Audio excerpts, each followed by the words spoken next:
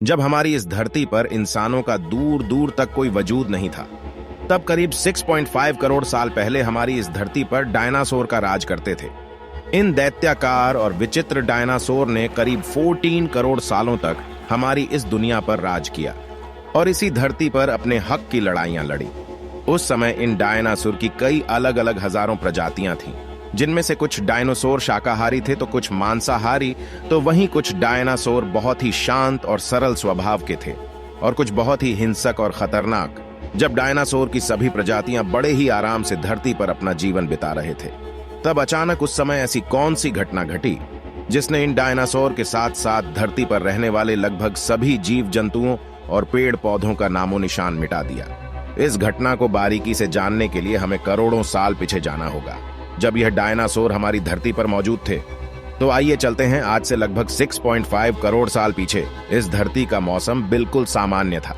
चारों ओर बड़े बड़े पेड़ों पर सूरज की रोशनी बिखरी हुई थी और उस शांत वातावरण में हर तरफ डायनासोर के चिंघाड़ने और चिल्लाने आवाजें आ रही थीं। इस शांत और मनमोहक वातावरण में डायनासोर और दूसरे जीव जंतु अपना जीवन बड़े ही आराम बिता रहे थे। लेकिन इन डायनासोर को क्या पता था कि इनकी किस्मत 10 करोड़ साल पहले ही लिखी जा चुकी थी। 10 करोड़ साल पहले एक छोटा एस्ट्रॉयड का टुकड़ा सुदूर अंतरिक्ष से आ रहा था, जो पृथ्वी से लगभग 20 करोड़ मील दूर मंगल और बृहस्पति के बीच बने क्षुद्र ग्रह बेल्ट में घूम रहे इजिप्टा नाम के 40 किलोमीटर व्यास वाले एक बड़े एंड्रॉयड से जा टकराता है। इस टकराव के कारण उस बड़े एस्ट्रॉयड की दिशा बदल जाती है और 40 किलोमीटर के व्यास वाला वह एस्ट्रॉयड क्षुद्र ग्रह बेल्ट से निकलकर सीधे पृथ्वी की और 22000 मील प्रति घंटे की रफ्तार से बढ़ने लगता है। जब यह एंड्रॉयड पृथ्वी से 384,000 किलोमीटर की दूरी पर था, तब शायद डायनासोर का अंत हमारी पृथ्वी से ना होता। यदि वह एंड्रॉयड पृथ्वी से ना टकराकर पृथ्वी के उपग्रह चांद से टकराता, लेकिन शायद नियति को कुछ और ही मंजूर था, इसलिए यह बड़ा एंड्रॉयड चांद से न टकराकर उसके बहुत नजदीक से गुजर गया। 40 किलोमीटर के व्यास वाला 2 ट्रिलियन मेट्रिक टन का यह एस्ट्रॉयड हर एक सेकंड के साथ धरती की ओर बढ़ रहा था और जैसे ही यह एस्ट्रॉयड पृथ्वी के वातावरण के संपर्क में आया, तो इसकी रफ्तार 70,000 किलोमीटर प्रति घंटा हो गई। पृथ्वी के वायुमंडल में घुसते ही घर्षण की वजह से यह एस्ट्रॉयड आग के गोले में तब्दील हो गया। यह धरती की ओर इतनी तेजी से बढ़ रहा था कि इसने सिर्फ 4 मिनट में अटलांटिक ओशियन को पार कर लिया। आग के गोले में तब्दील हो चुके इस एस्ट्रॉयड की चमक इतनी अधिक थी कि धरती पर मौजूद सभी जीव उस उल्का को देख नहीं पा रहे थे, लेकिन वह उसकी भयानक गर्मी को यह महसूस कर रहे थे।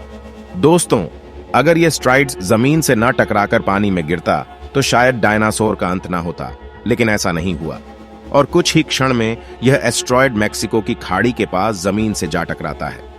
यह टक्कर इतनी खतरनाक थी कि जिसके बाद लगभग 3500 डिग्री सेल्सियस की ऊर्जा वाला एक भयंकर विस्फोट होता है और यह धमाका बहुत बड़ा हुआ, इतना बड़ा कि यह लगभग 20 हाइड्रोजन बम के बराबर था। यह विस्फोट इतना शक्तिशाली था कि इसके टकराते ही धरती पर मौजूद धूल, पत्थर और लाखों टन धातु अंतरिक्ष में चली गई और टकराव वाली जगह पर 180 किलोमीटर चौड़ा और 20 किलोमीटर गहरा गड्ढा बन गया। विस्फोट के कारण इस गड्ढे का सारा मेटल और पत्थर आसमान में धूल के बादल में बदल गए। इस महाविनाश को देखते हुए उड़ने वाले सभी डायनासोर इन जमीनी खतरों से तो बच निकले, लेकिन इस विस्फोट की वजह से जो लाखों टन पत्थर व धूल अंतरिक्ष में गया था, वह ग्रेविटेशनल फोर्स की वजह से 30 मिनट के बाद आग के गोले के रूप में पूरी धरती पर बरसने लगा, जिस वजह से उड़ने वाले सभी डायनासोर जलकर राख हो गए। और दूसरी तरफ धूल का एक बहुत बड़ा तूफान हजारों किलोमीटर की रफ्तार से आ रहा था। यह धूल के बादल कई किलोमीटर मोटे थे, जिसके कारण धरती पर सूरज की रोशनी भी नहीं पहुंच पा रही थी। विस्फोट के लगभग 90 मिनट बाद पूरी धरती का तापमान 200 डिग्री सेल्सियस से भी ज्यादा गर्म हो गया। इस वजह से पेड़ पौधों की लगभग सारी आबादी जलकर खाक हो गई और जो डायनासोर विस्फोट के इलाके से बहुत दूर थे, वो भी इस भयानक गर्मी से नहीं बच पाए। इस महाप्रलय से धरती की करीब 90% प्रजातियां खत्म हो गई थीं और जो 10% जीव धरती पर बच गए थे, उनमें से सिर्फ वही जीव जिंदा रह सके जो आकार में बहुत छोटे थे और जमीन के अंदर बिल बनाकर रहते थे। इस महाप्रलय में लगभग सभी पेड़ पौधों जलकर राख हो गए थे।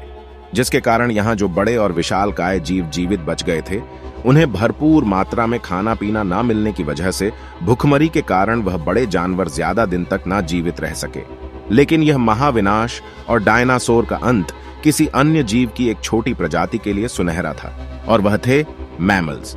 मैमल्स बहुत ही छोटे स्तनधारी जानवर थे जो इस महाप्रलय में बच गए थे। और कैसे डायनासोर के अंत के बाद इंसानों का जन्म हुआ। दोस्तों, उम्मीद करता हूं कि आपको हमारी यह जानकारी और पोस्ट पसंद आई होगी। अगर पसंद आई है तो इसे अपने दोस्तों के साथ जरूर साझा करें। धन्यवाद।